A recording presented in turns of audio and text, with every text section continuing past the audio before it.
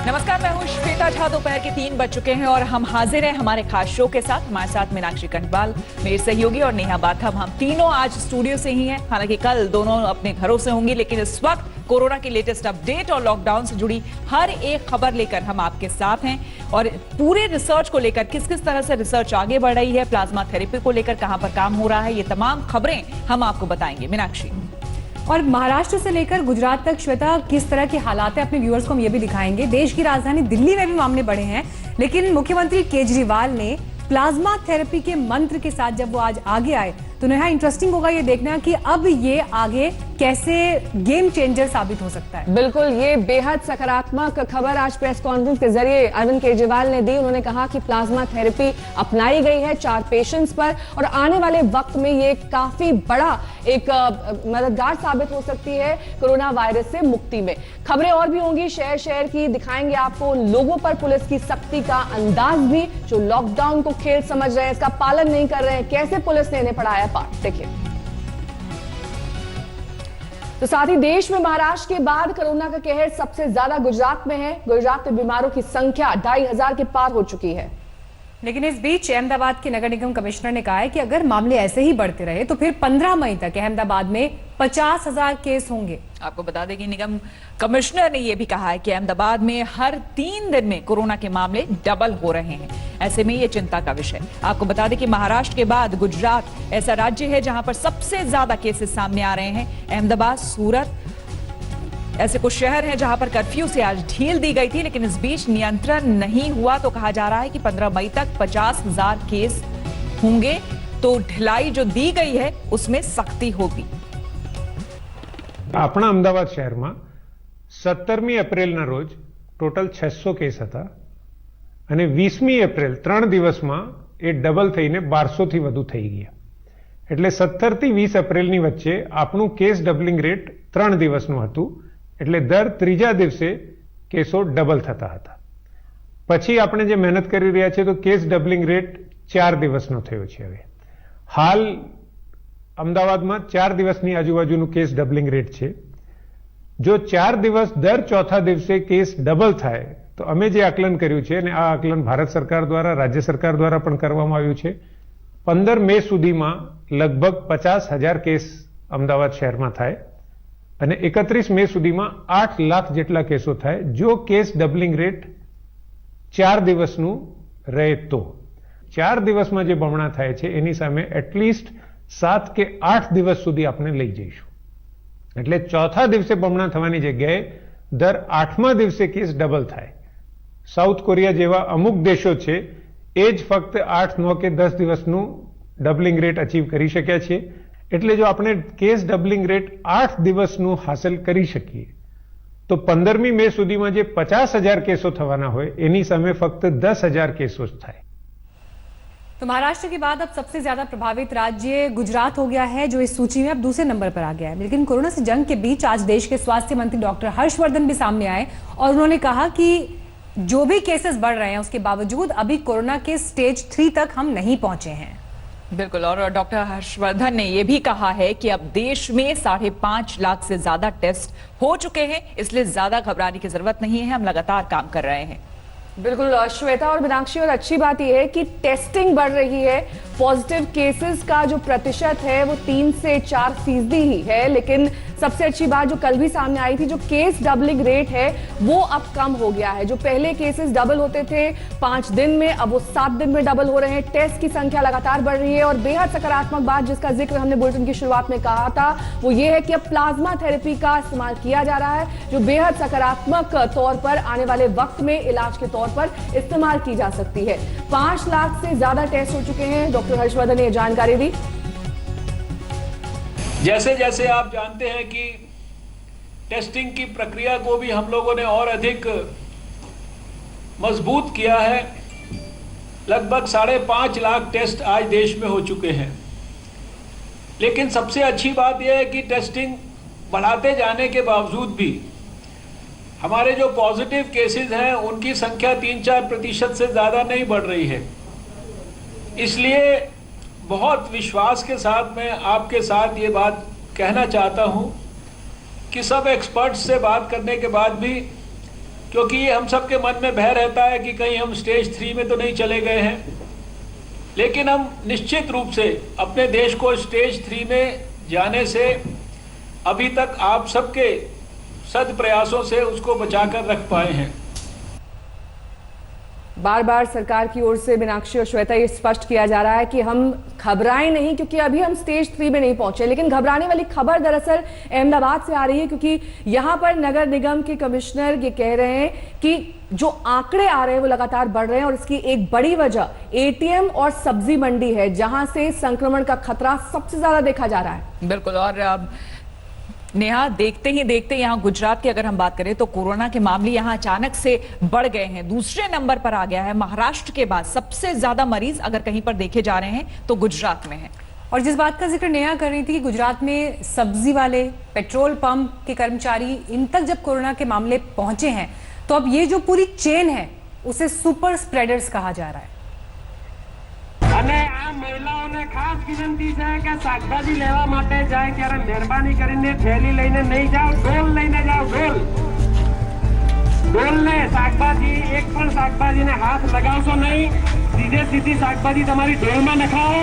ઘરે આવીને ડોલમાં પાણી ભરો, એની અંદર ખાવાનો સોડા નાખી દો 2 ચમચી ભરીને। गुजरात में कोरोना वायरस का संकट विकराल हो रहा है। अब तक के इंतजाम अधूरे साबित हुए हैं। मरीजों की तादाद हर दिन के साथ बेतहाशा बढ़ने लगी है। अब हालात ऐसे हो गए हैं कि गुजरात मरीजों के मामले में दिल्ली से भी आगे निकल चुका है। ये 3 आंकड़े देखिए, पहले नंबर पर महाराष्ट्र, दूसरे पर गुजरात और फिर दिल्ली। तादाद हो या मौत, गुजरात से आ रही खबरें चिंता पैदा करने वाली हैं। अगर आंकड़ों को देखें तो अहमदाबाद में कोरोना पॉजिटिव की संख्या 1652 तक जा पहुंची। इनमें 217 मामले तो सिर्फ एक दिन में दर्ज हुए। 24 घंटे में यहां 9 लोगों की कोरोना वायरस से मौत हो चुकी है। अब इस शहर में ही कोरोना ने कुल 151 लोगों की जान ले ली। अच्छी बात यह है कि गुजरात के दूसरे सबसे बड़े कोरोना हॉटस्पॉट वडोदरा में 45 लोग एक साथ कोरोना को मात देकर घर पहुंचे। ठीक होकर घर पहुंचने वालों के लिए तालियों की गूंज शांत भी नहीं हुई थी कि इसी शहर में सेना के 3 जवानों के संक्रमित होने की खबर ने हैरान कर दिया। तीनों के एटीएम बूथ से संक्रमण की आशंका है। इसके बाद संपर्क में आने वाले 28 लोग क्वारंटीन कर दिए गए। कोरोना का संकट नया है। कोरोना के लक्षण, इलाज के तरीके, इनसे बचाव की तकनीक सब नई है। कोरोना के नए नए सच सामने आ रहे हैं। अहमदाबाद में संक्रमण में तेजी की वजह सुपर स्प्रेडर्स को माना जा रहा है, जिनमें सब्जी वाले, दवा दुकानदार, किराना दुकानदार, पेट्रोल पंप पर ईंधन भरने वालों के साथ साथ दूसरे जरूरी सेवा से जुड़े लोग हैं। इन सुपर स्प्रेडर्स की जांच में एक साथ 7 लोग कोरोना वायरस से संक्रमित निकले। कहा जा रहा है कि सब्जी वालों की वजह से ही अहमदाबाद में 60 से ज्यादा पॉजिटिव केस आ चुके हैं। यानी सावधानी हटी तो कोरोना वाली दुर्घटना कभी भी कहीं भी घट सकती है। अहमदाबाद से गोपी घांगर के साथ आज तक ब्यूरो। और आज एक और ऐसी खबर आई जिसने सबको चौंका दिया। मीनाक्षी और नेहा, ये आप लोगों ने भी सुबह से हम ये खबर बता रहे हैं लोगों को कि क्या आप सोच भी सकते हैं कि सिर्फ एक गली से कोरोना के 46 केस सामने आ जाए। जी हाँ, ये हुआ है। 1-2 नहीं, 46 केसेस सामने आने के बाद दिल्ली में हड़कंप मच गया। बिल्कुल यकीन कर पाना मुश्किल है श्वेता, लेकिन ये सच है कि जहांगीरपुरी में H2 ब्लॉक की गली में कोरोना के 46 केस सामने आए हैं। लेकिन यहाँ पर यह भी देखना होगा कि ये कोई पहला मामला नहीं है जहांगीरपुरी से। क्या जब कोरोना का विस्फोट हुआ हो, इससे पहले भी एक गली से 80 से ज्यादा केसेस सामने आ चुके हैं। इन टोटलिटी अगर इनको मिलाया जाए तो 80 होंगे, लेकिन इससे पहले भी ये केसेस सामने आए हैं। आपको जहांगीरपुरी का उदाहरण दिया। जहांगीरपुरी की एक गली, उसके अंदर एक ही परिवार के कई सारे घर थे, चाचे, मामे, ताया, ये सब। उनमें एक ही परिवार के 26 केस पॉजिटिव निकले, क्योंकि वो माने ही नहीं। कंटेनमेंट जोन होने के बावजूद वो एक दूसरे के घरों में जाते रहे। तो जहाँ जहाँ कंटेनमेंट जोन में लोगों ने बात मानी है, वहाँ एक भी नए केस नहीं मिले। और जहाँ लोगों ने बात नहीं मानी, वहाँ पे कुछ कंटेनमेंट जोन्स में कई नए केस निकल के आए हैं।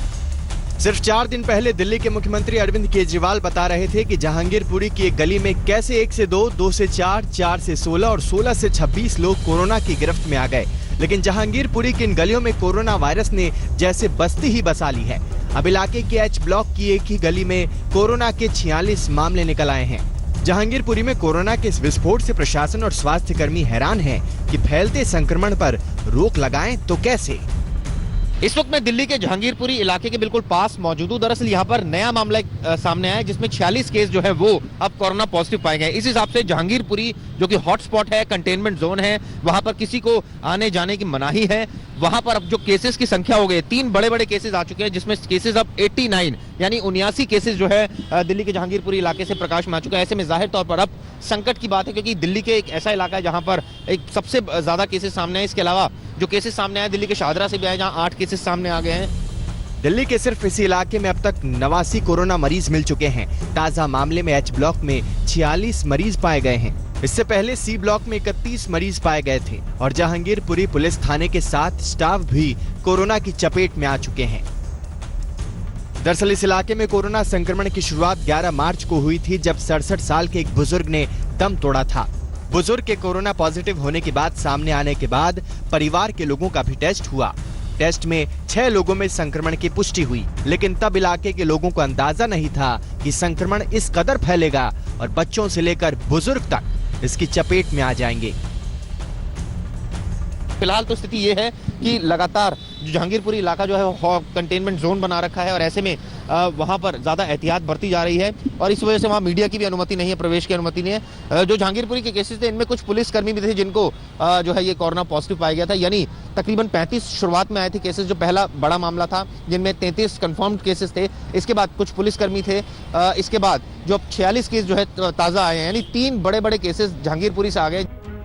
पुरानी दिल्ली के चूड़ीवालान में भी एक ही परिवार के 11 लोग कोरोना पॉजिटिव पाए गए हैं। इसमें 2 बच्चे भी शामिल हैं। इसके अलावा दिल्ली के ही महरौली इलाके में एक स्वास्थ्य कर्मी और उसके ससुर कोरोना संक्रमित हो गए हैं।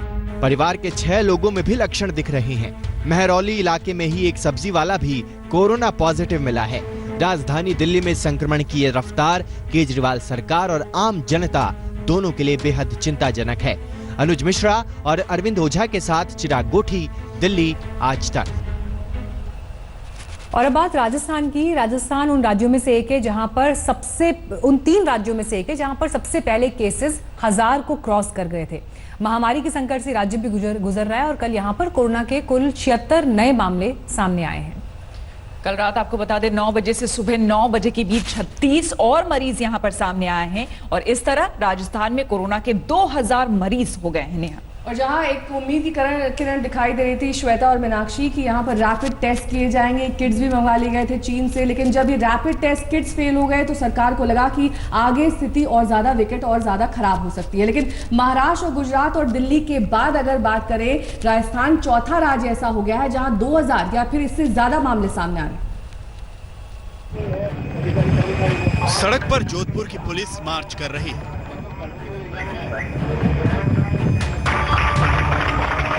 सड़क किनारे बने घरों की छतों से लोग तालियां बजाकर पुलिस का उत्साह बढ़ा रहे हैं। कोरोना महामारी में जोधपुर शहर राजस्थान को नई टेंशन दे रहा है। राजस्थान में कल सबसे ज्यादा 23 मामले जोधपुर में सामने आए। जोधपुर से अब तक कोरोना के 310 केस सामने आ चुके हैं, जिनमें 2 लोगों की मौत हो चुकी है। कोरोना के बढ़ते मामले को देखते हुए पुलिस लगातार लोगों को लॉकडाउन का पालन करने की सलाह दे रही है। जोधपुर के डॉक्टरों और स्वास्थ्य कर्मियों के लिए यह बेहद मुश्किल इम्तिहान की घड़ी है। ऐसे में डॉक्टर और मेडिकल स्टाफ खुद को प्रेरित और उत्साहित रखने के लिए लगातार नए नए तरीके अपना रहे हैं। ये वीडियो उसी की एक झलक है। जयपुर में कल रात 9 बजे से आज सुबह 9 बजे के बीच यानी 12 घंटे में 13 नए मरीज सामने आए। इस तरह जयपुर में कोरोना संक्रमितों की संख्या 753 हो गई है। इन 12 घंटों में 1 मरीज की मौत भी हुई है। जयपुर में कोरोना से कुल 15 लोग दम तोड़ चुके हैं, जबकि 138 लोग उपचार से ठीक हुए हैं। अगर राजस्थान की बात करें तो कल रात 9 बजे से आज सुबह 9 बजे तक कोरोना के 36 नए मामले सामने आए। इस तरह सूबे में कोरोना संक्रमितों की तादाद 2000 तक पहुंच गई है। 1 मरीज की मौत हुई। इस तरह राजस्थान में कोरोना से अब तक 29 लोग जिंदगी की जंग हार चुके हैं। अच्छी बात यह है कि राजस्थान में कोरोना से अब तक 666 मरीज ठीक भी हुए हैं।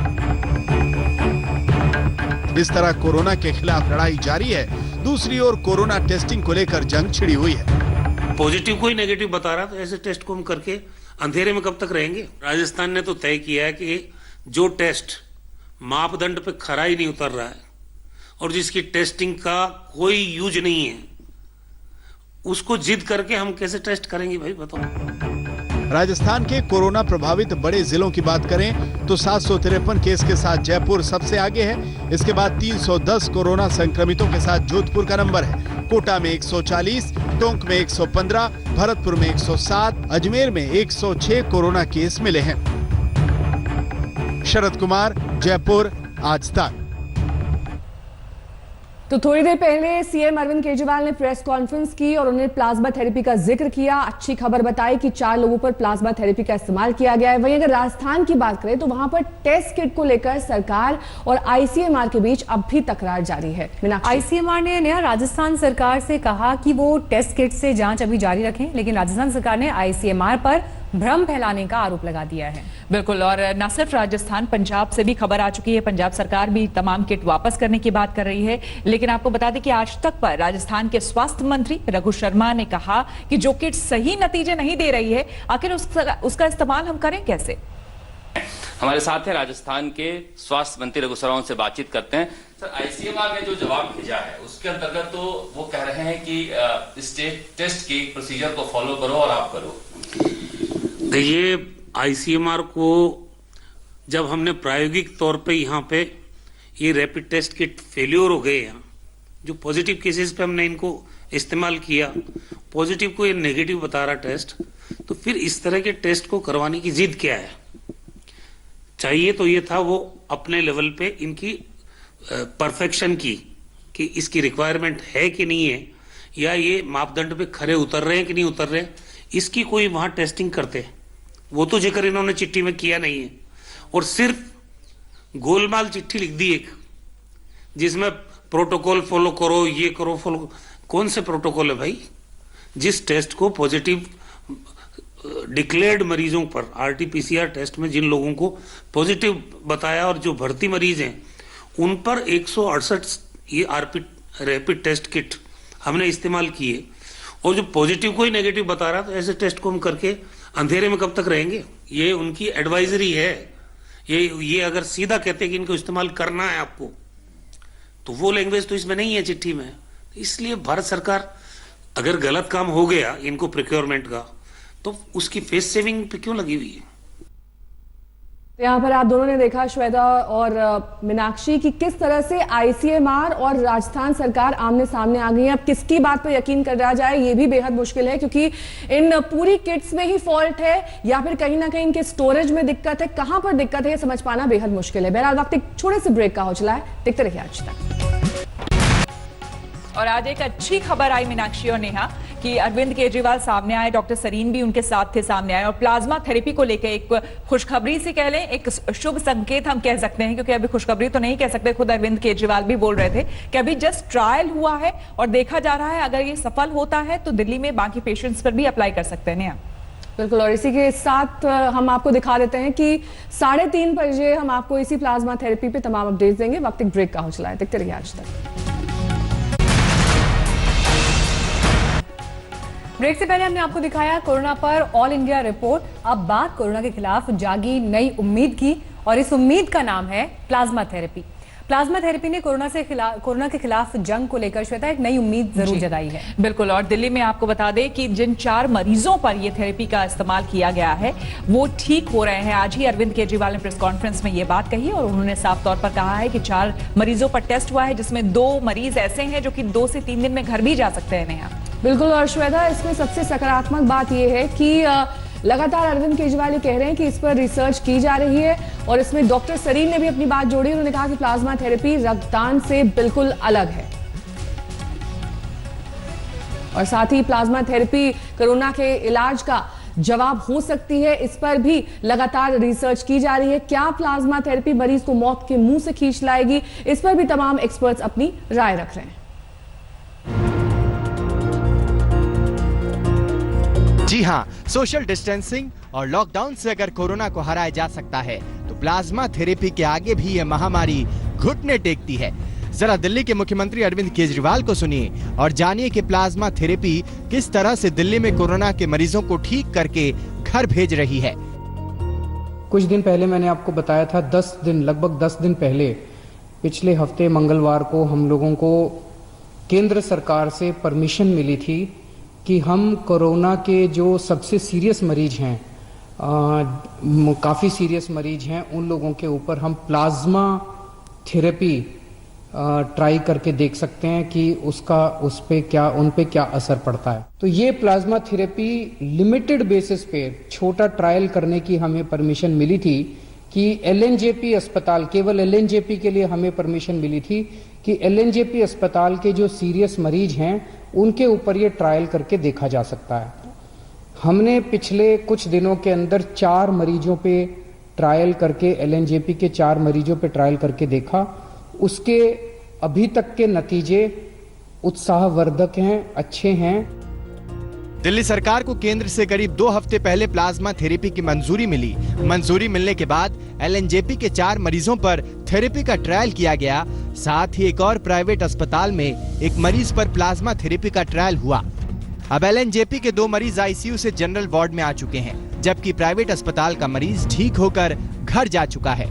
वो दोनों आईसीयू में थे और मुझे एलएनजेपी के मेडिकल डायरेक्टर जो हैं उन्होंने बताया है कि शायद आज उनको आईसीयू से निकाल के वार्ड में शिफ्ट कर दिया जाएगा।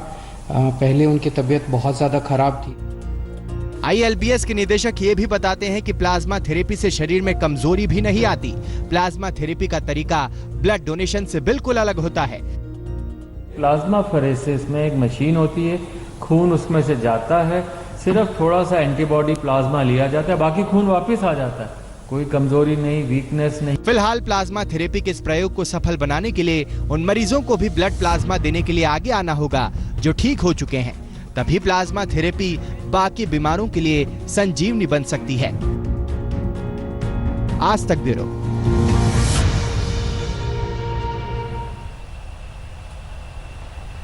नया श्वेता, देखिए, हालांकि प्लाज्मा थेरेपी की जब बात हो रही है तो ऐसा नहीं है कि ये पहली बार इसका इस्तेमाल हो रहा है। इससे पहले जब सार्स वायरस का आउटब्रेक हुआ, इनफैक्ट स्पेनिश फ्लू जब आया, उस दौरान भी इस टेक्निक का इस्तेमाल किया गया श्वेता। हालांकि लोगों के मन में जरूर होगा कि प्लाज्मा थेरेपी क्या होती है। बिल्कुल, लेकिन प्लाज्मा थेरेपी क्या है, ये एक बड़ा सवाल है।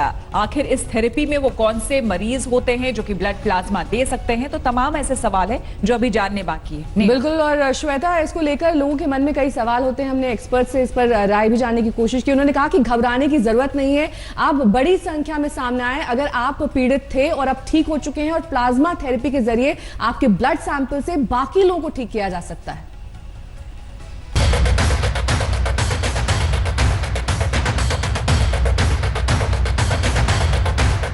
मानव शरीर के रक्त में 4 चीजें होती हैं: red cell, white cell, platelets और प्लाज्मा।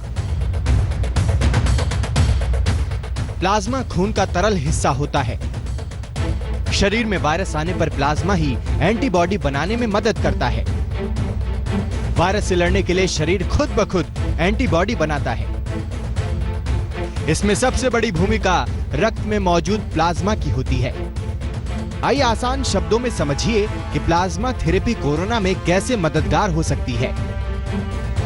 इस थेरेपी के तहत कोरोना से हाल में ठीक हुए मरीज से कोरोना संक्रमित मरीज को खून दिया जाता है। आमतौर पर वायरस ठीक हुए मरीज के खून में एंटीबॉडी विकसित होती है। ये एंटीबॉडी वायरस संक्रमण से लड़ सकती है। ऐसे मरीजों का इम्यून सिस्टम वायरस से लड़ने के लिए प्रोटीन बनाता है। प्लाज्मा थेरेपी के तहत एंटीबॉडी वाले खून के हिस्से को इकट्ठा कर नए मरीज में चढ़ाया जाता है। एंटीबॉडी वाले खून के हिस्से को कॉन्वलसेंट प्लाज्मा कहते हैं। इसलिए इस थेरेपी को कॉन्वलसेंट प्लाज्मा थेरेपी भी कहते हैं। जो मरीज कोरोना वायरस से नहीं लड़ पा रहे थे, एंटीबॉडी मिलने से उनके शरीर में संक्रमण से लड़ने की ताकत आ जाती है। उस समय तक प्लाज्मा थेरेपी सिर्फ पुराने सार्स के मरीजों के लिए या किसी और समय, वैसे तो 1901 में डिप्थीरिया के लिए भी ये यूज हुई थी, पुरानी थेरेपी है। तो हमें लगा कि चूंकि और कोई दवाई, कोई वायरस की दवाई नहीं है या हमारे पास ऐसी दवाई नहीं है कि वायरस शरीर में एंटर हो तो उससे हम आगे बढ़ने से रोक सकें, तो एक ही थेरेपी थी कि वायरस को कैसे न्यूट्रलाइज करें, या उसके साइड इफेक्ट्स कैसे कम करें। डॉक्टर सरीन के मुताबिक कोरोना वायरस जब शरीर पर हमला करता है तो इसके 3 चरण होते हैं। पहला चरण, जब वायरस शरीर पर हमला करता है। दूसरे चरण को पल्मोनरी स्टेज कहते हैं। इसमें फेफड़े को नुकसान होता है, सांस लेने में तकलीफ होने लगती है। इसी दौर में प्लाज्मा थेरेपी मददगार हो सकती है। तीसरा चरण आखिरी स्टेज होता है। इस स्टेज में महत्वपूर्ण अंगों के नाकाम होने की आशंका बढ़ जाती है। कोरोना जिस तरह से मानव समाज के लिए संकट बना हुआ है, उसे नष्ट करने के लिए जरूरी है कोई कोशिश न छोड़ी जाए। आशुतोष मिश्रा, दिल्ली आज तक। तो कोरोना के इस दौर में आपने देखा होगा कि कई ऐसे फ्रंट एंड वॉरियर्स हैं जो आपकी और हमारी सुरक्षा के लिए दिन रात तैनात है मीनाक्षी, और ऐसे लोगों को जितना भी सलाम किया जाए वो कम है। कर्मवीर जो पूरे उमंग और उत्साह के साथ इस वक्त काम कर रहे हैं, और इसीलिए श्वेता हमारी भी कोशिश है कि ऐसे लोगों की कहानी हर इंसान तक पहुंचे। बिल्कुल, और ऐसे लोग इस दौर में किसी मिसाल से कम नहीं है, इसलिए उनकी जितनी भी तारीफ की जाए वो कम है। यह है जिंदगी का जज्बा। जब आप इस वक्त की सबसे खतरनाक मानी जाने वाली जगह पर ड्यूटी कर रहे हो, तब भी आपके अंदर जिंदा दिली बाकी रहे। रांची में कोरोना वार्ड में ड्यूटी करने वाले डॉक्टर दंपत्ति इसकी मिसाल हैं। डॉक्टर रितिका पाठक और उनके पति डॉक्टर निशांत पाठक दोनों कोरोना के मरीजों के इलाज में जुटे थे। इसी दौरान उनकी शादी की सालगिरह की तारीख भी आ गई। मरीजों की सेवा भी करनी थी, इसलिए दोनों अस्पताल में ही रहे। सरकार ने भी उनकी सेवा का पूरा सम्मान किया। झारखंड के स्वास्थ्य मंत्री पन्ना गुप्ता ने दोनों के लिए सालगिरह का केक भिजवाया, तो मुख्यमंत्री हेमंत सोरेन ने डॉक्टर दंपत्ति को ट्वीट कर बधाई दी।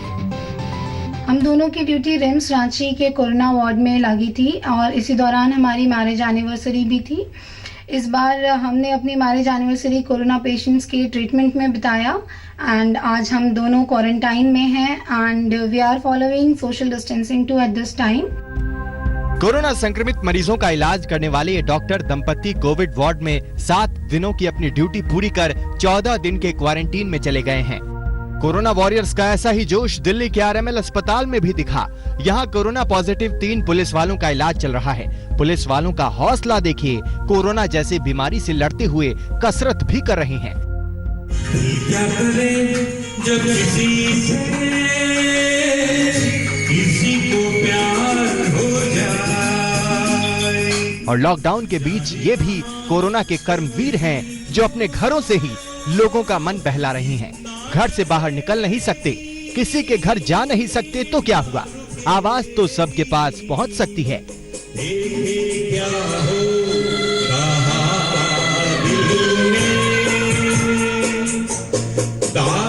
सो अपने घर की बालकनी में आ गए और सुरीली धुन से महफिल सज गई।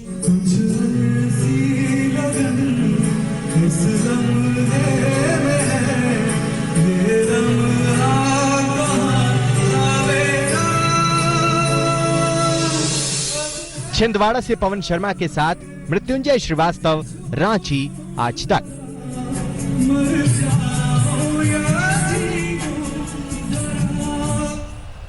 तो इसी के साथ कोरोना और लॉकडाउन से जुड़ी तमाम अपडेट के साथ एक बार फिर हम तीनों आपसे कल रूबरू होंगे 3 बजे। फिलहाल रुकेंगे एक छोटे से ब्रेक के लिए। देश दुनिया की तमाम खबरों के लिए देखते रहिए आज तक। नमस्कार, मैं हूं अंजना ओम कश्यप। हमें उम्मीद है ये वीडियो आपको पसंद आया होगा। लेटेस्ट खबरों के लिए यूं ही देखते रहिए आज तक, और इस वीडियो के पसंद आने पर लाइक, शेयर एंड सब्सक्राइब करना ना भूलें।